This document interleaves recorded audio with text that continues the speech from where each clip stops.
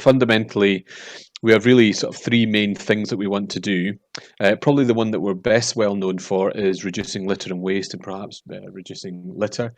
Sadly, that hasn't gone away. I'm sure you'll be aware of that in some of the communities that you live in.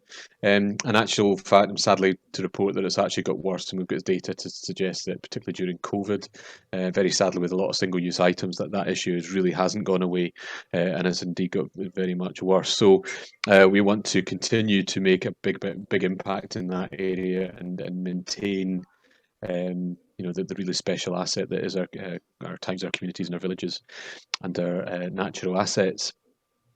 We want to support Scotland on that ambition to make it net zero by 2045.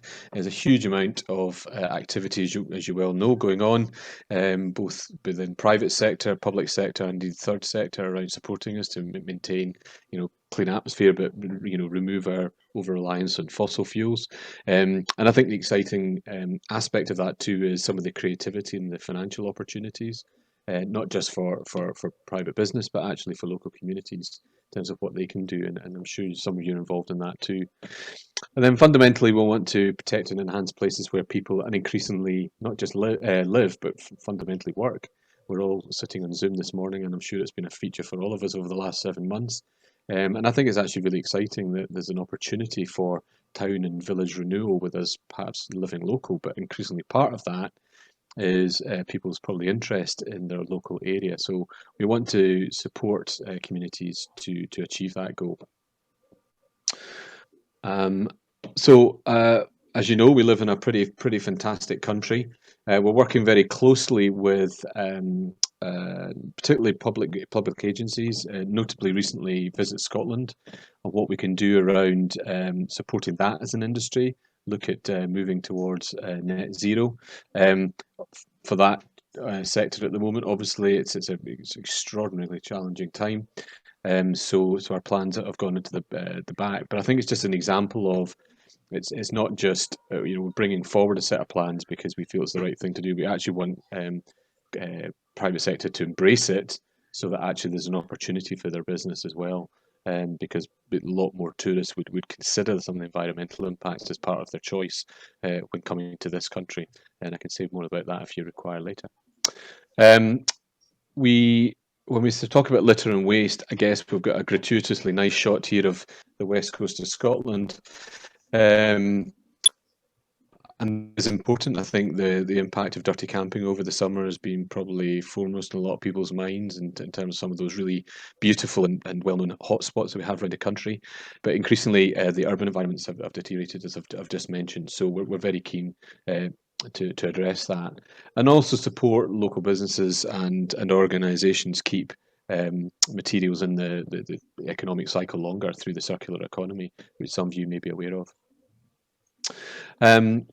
We using the term that we've got a lot of work going on around the heritage sector. We're involved with Scottish Canals, doing some work trying to support communities get engaged in the local canals where they're obviously based. So whether that's the Caledonian, Crinan, or the Union, Clyde and Forth Canal and the Union Canal, trying to get communities to think and get engaged in that. And we've got a fantastic employability project. So very much connecting communities to something that's on their doorstep. So another good example of what we're up to there. I'm not going to go through all the various programs. Some of these may be more well known to you than others. What I would just highlight is probably the one on the right hand side, the two Beautiful Scotland programme, and it's your neighbourhood programme. Again, Louise, if she was here, would be able to tell you much more about that than me. She's involved in Blooming Haddington, Beautiful Scotland group. So those very well organised and hugely committed groups who do a huge amount around fundamentally civic pride.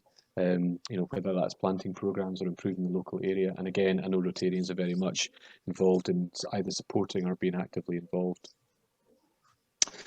So I guess what Malcolm, Louise and I have been talking about is really, and the ask, I guess, is really your permission to maybe go and look at developing a potential collaboration that we can bring back to you, perhaps in more sort of formalised way through a report. And I see part of that is actually understanding what the current Rotary involvement is in some of the projects that I've got going on. And I think that'll be really fascinating for the Rotary as the three districts to consider just how much activity is going on already in that space, addressing some of those really, really important local environmental quality improvements, which I'm sure will be of great interest to you. And I see that fundamentally as an opportunity to just further enhance that promotion of Rotary in action, which I know, having spoken to a very good friend of mine who's a Rotarian in Alloa, he's very passionate about. There's actually a huge amount going on, but sometimes he would love if they could tell the story better. So I wonder if that was something to explore with you too, is whether, if the collaboration goes forward, there's a great opportunity to think about different ways in which we can promote and bring the Rotary, if you like, into some of the promotion that we're doing around those amazing groups that are contributing at a local level. And I think there's just that joint opportunity for the two organisations to talk about important issues, and if Rotary are very much committed in the space, which clearly are, then it'll be really good to talk about ways in which we can support that together. So I think, Malcolm, I'll leave it there. I think that was the brief. Keep it relatively short, but obviously delighted to answer any questions you've got. And I'll try and stop sharing the screen now.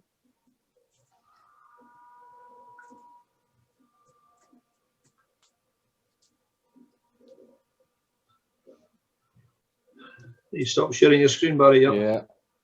Give me a second. Okay, so really, Angela, it's over to you. I think just if there's any questions or comment. I think it's a brilliant idea. It's a win-win as far as I'm concerned. I don't know about anybody else. Anyone want to contribute or speak? Ask Barry, Jimmy.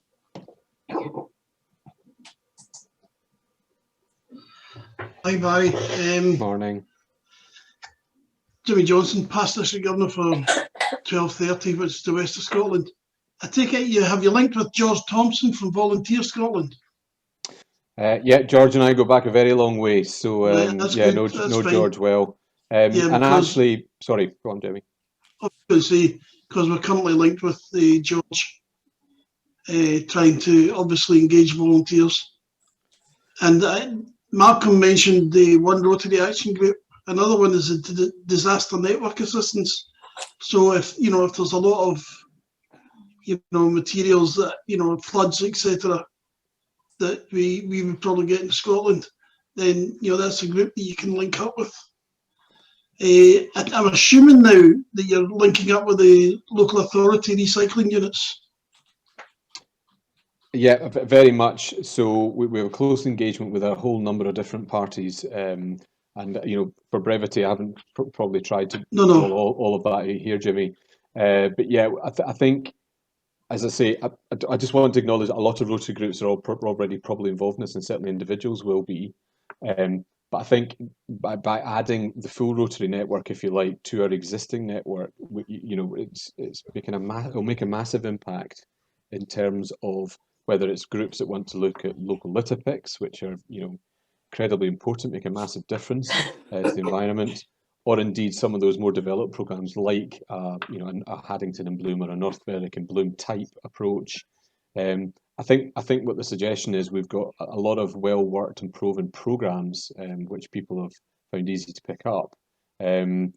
The commitment and as ever is significant, but I think what people enjoy is joining the network. So it's not trying to dilute Rotary in any way. It's just saying, look, here's Rotary doing KSB activity. I think that's what I'm thinking about, Jimmy.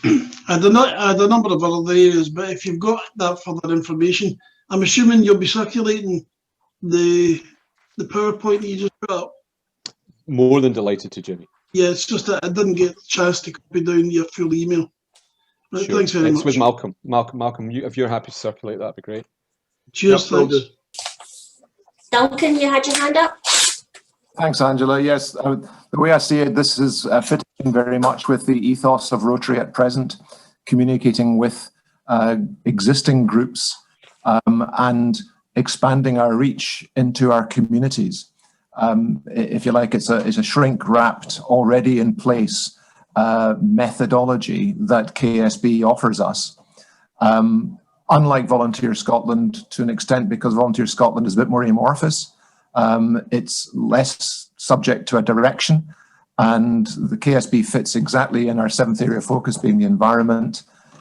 And Rotary clubs should feel motivated to get involved with that, appreciate the potential of contact with other volunteer groups in our communities and helping our local environment.